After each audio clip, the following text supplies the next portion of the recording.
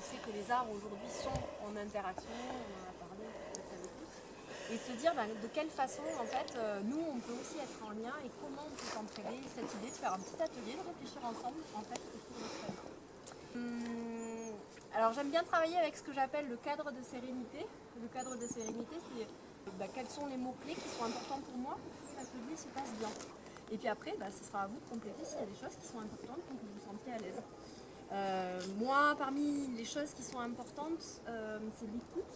On sait que dans un groupe, il y a des personnes qui sont plus ou moins bavardes, plus ou moins en retrait, etc. Mais qu'il y a une belle écoute, ça c'est vraiment important. Ça permet le partage et puis ça permet aussi la confiance dans le groupe. Il y a la bienveillance, on ne part pas tous du même niveau, donc c'est important de s'ajuster et puis de se dire, de se dire, c'est intéressant justement de voir qu'on n'est pas sur les mêmes niveaux peut-être et qu'on ne part pas du même endroit. Et puis il y a la co-responsabilité. Quand j'anime un atelier, j'aime bien en parler. Je ne suis pas responsable de l'atelier, je pense qu'on est tous responsables et que plus vous vous engagez et plus il y aura d'échanges et plus il y aura de choses qui vont pouvoir en émerger. L'environnement qui donc, étant pollué, nuit gravement à la santé de tous les êtres vivants, qu'ils soient végétaux, animaux et humains. Et on est une toute petite minorité d'hypersensibles à s'en rendre compte quotidiennement. Donc, eh bien l'arbre, oui, en fait, c'est notre meilleur ami à tous, finalement, parce que il a une certaine force face au rayonnement artificiel que l'on s'est créé nous-mêmes. Quand il est non coupé, quand il est en forêt, dans la nature, à son état naturel, il nous offre une protection, une couverture assez merveilleuse. Moi, je réalise de la mesure physique et sur les rayonnements électromagnétiques artificiels, et les arbres nous protègent réellement de tout ce qui est antennes relais, radars militaires, satellites. J'ai des tout petits arbustes qui divisent par 6 le rayonnement d'une antenne en étant juste de l'autre côté de l'arbuste, donc c'est vraiment des tout petits végétaux ridicules. Les arbres ont une capacité merveilleuse à capter le rayonnement et à le renvoyer à la Terre. Et puis, autre chose, je mesure aussi de la tension électrique induite dans le corps humain du fait des rayonnements artificiels. Et on se charge comme une pile, et ça ne nous fait vraiment pas du bien biologiquement. Et en fait, se mettre les mains humides sur un tronc d'arbre, comme on l'a vu avec le ténor, ça permet de se décharger, comme quand on se met pieds nus à la terre. On peut d'ailleurs faire les deux en même temps, on est pieds nus à la terre et les mains humides sur un tronc d'arbre. Et ça permet vraiment de faire chuter en 15-20 minutes la tension induite dans le corps humain. Donc là, finalement, on nous offre à la fois une protection, une couverture préventive, et puis une solution curative quand on a un excès, un trop perçu, il nous aide à nous décharger.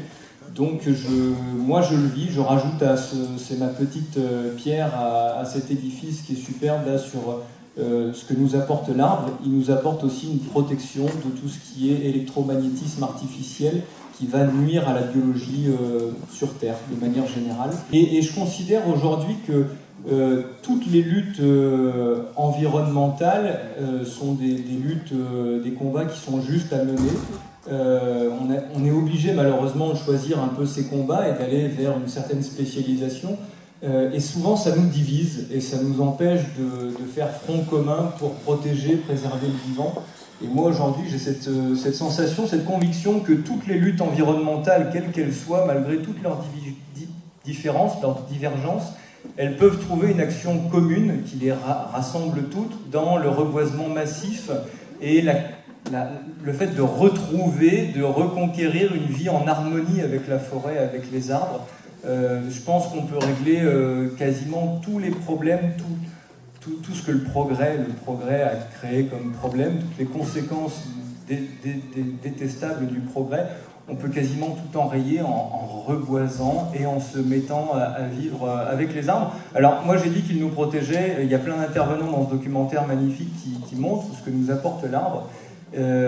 Sauf que c'est donnant-donnant, en fait il va falloir qu'on protège les arbres pour qu'ils nous protègent, et donc la question qui se pose aujourd'hui, et voilà, je pense que c'est un peu l'idée du débat qu'avait Hervé, et je pense que c'est là-dessus que c'est intéressant de discuter, c'est qu'est-ce qu'on peut faire nous aujourd'hui pour protéger l'arbre, pour qu'on puisse en tirer une protection.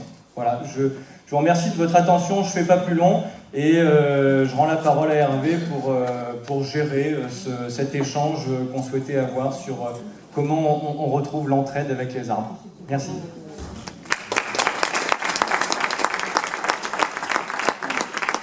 Bon alors, est-ce que quelqu'un a une question où on pourrait continuer ce débat, c'est-à-dire, on a beaucoup parlé aujourd'hui de ce que nous apportait l'arbre, alors qu'est-ce qu'on pourrait rendre à l'arbre aujourd'hui pour que ce soit une vraie entraide? Et est-ce que quelqu'un a une idée?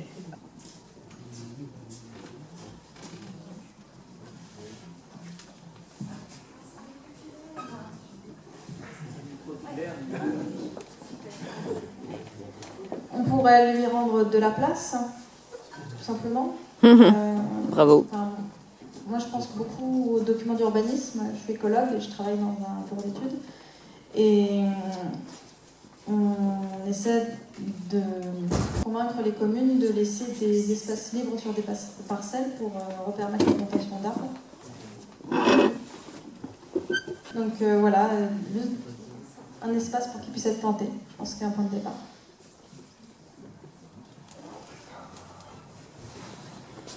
Merci. Est-ce qu'il y a d'autres idées? Ah, une idée dans le fond là. Ça pourrait avoir le fond, vous m'entendez? On pourrait lui rendre nos déjections humaines.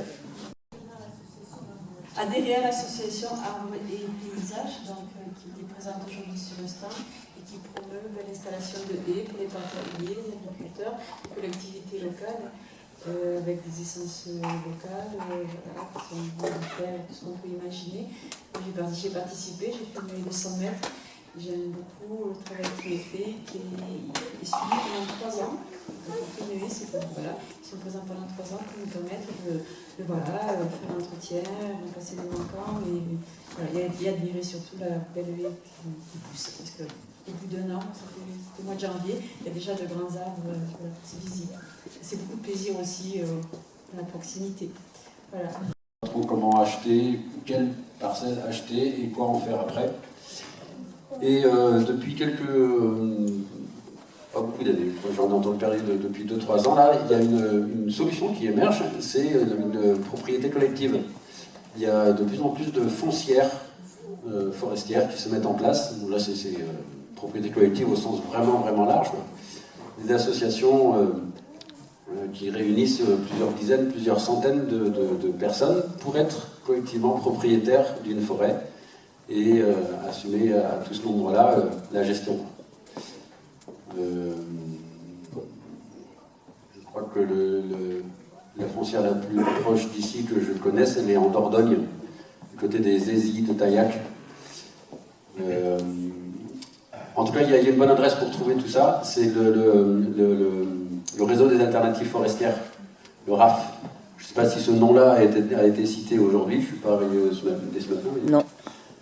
Non. Eh bien, s'il n'a pas été cité, c'est une erreur que je répare maintenant. Le RAF, RAF, Réseau des alternatives forestières, c'est vraiment un grand réseau associatif qui fédère lui-même plusieurs associations. Il y a un site internet, il y a énormément de formations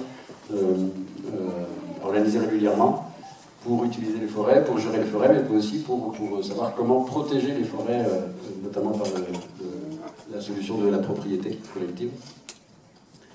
Il y a une lettre d'info régulière qui ne déborde pas, moi je l'ai lis avec plaisir. Voilà. Cherchez sur internet RAF pour avoir mettre un petit doigt dans ce réseau des alternatives forestières, super intéressant. Bonjour, je voulais vous partager une idée que j'ai eue en parlant avec mon voisin à Feycelles. Moi j'habite à Feycelles, et en causant comme ça, j'ai découvert qu'il y a beaucoup d'arbres sur la commune qui portent une histoire. Et ça trottillait un peu dans ma tête, et je me suis dit que ce serait chouette de pouvoir écrire toutes ces histoires. Et bon, ça restait comme ça. Et après, parce que je ne savais pas comment il faut que je fasse, et j'ai eu une idée. Je suis allée à l'école et je parlais de cette idée aux instituts. Et c'est comme ça qu'on a démarré un très joli projet cette année qui dure toute la longue année scolaire. Et ce sont les enfants qui vont aller rencontrer les gens de notre village et les interroger sur les arbres qui poussent chez eux et qui portent une histoire. Et à la fin de l'année, on va faire un livre qui va permettre de ces histoires et on va faire une topographie des arbres de Cassel avec une histoire. Voilà.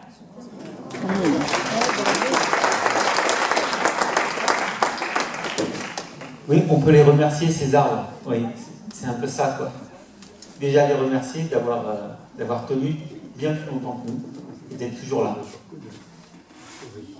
Alors, est-ce qu'il y a d'autres idées? Alors,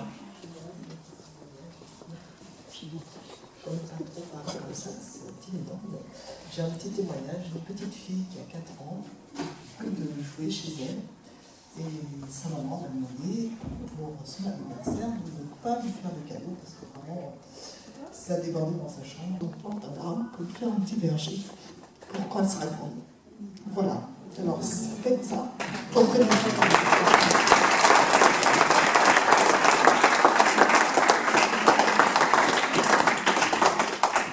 On n'a pas des arbres parce qu'ils sont trop près des maisons. Donc, les assurances disent qu'il faut raser à 15 mètres. Enfin, ils ont plein d'idées comme ça par rapport à ces gens des assurances. Je ne sais pas si vous avez le même problème autour de vous.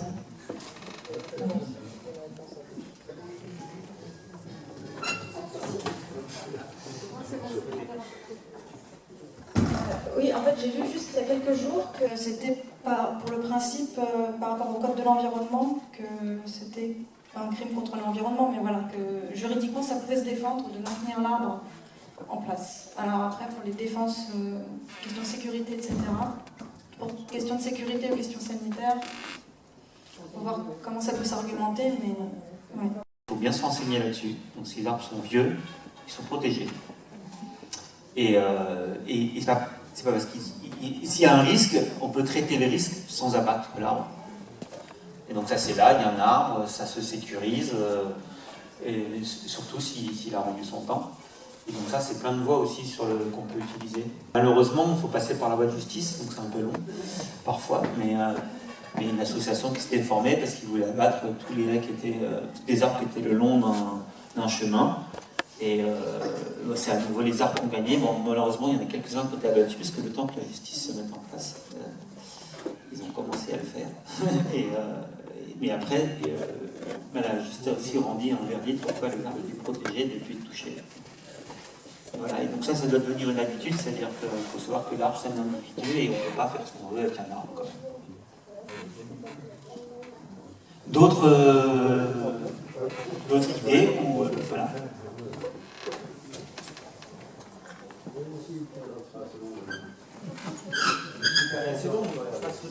C'était un peu une blague, mais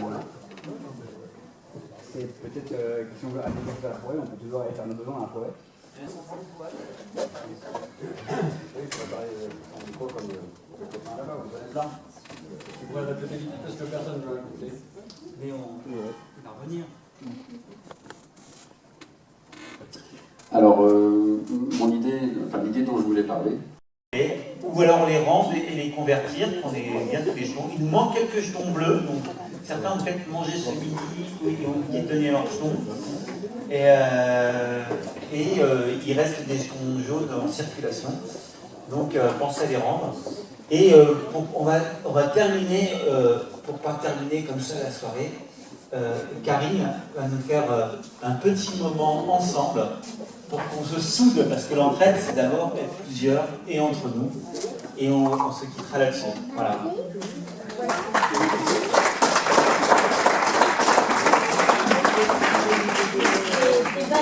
Tu peux m'aider moi, j'aimerais bien qu'on fasse un concert de circassien. Ah, d'accord.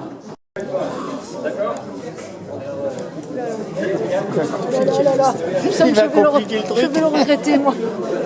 Je vais aller boire. Disons qu'il faut être un nombre pair. Hein. Oui, c'est ça. Ah. Faut Moi, je vais être. pas danser devant tout le monde, moi. Gaffille. Tu rentres à deux?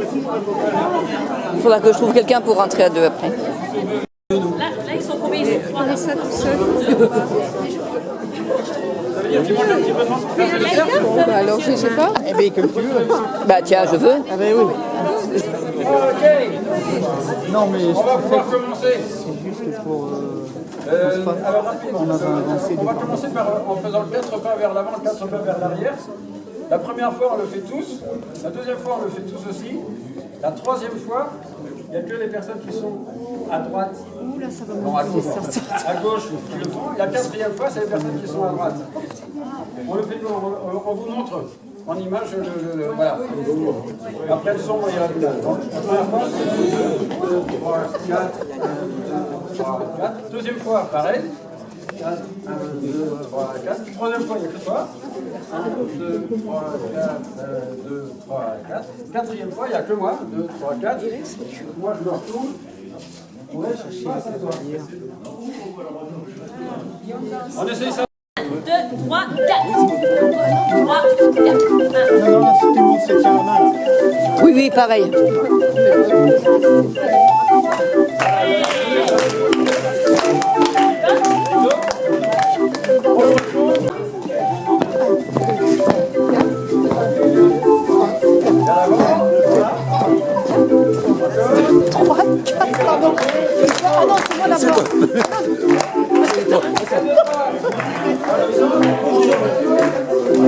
Viens là.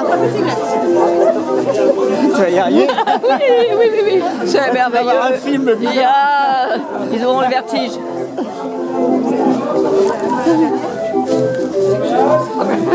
Va falloir que je coupe au montage, hein. Voilà. On est inversé là.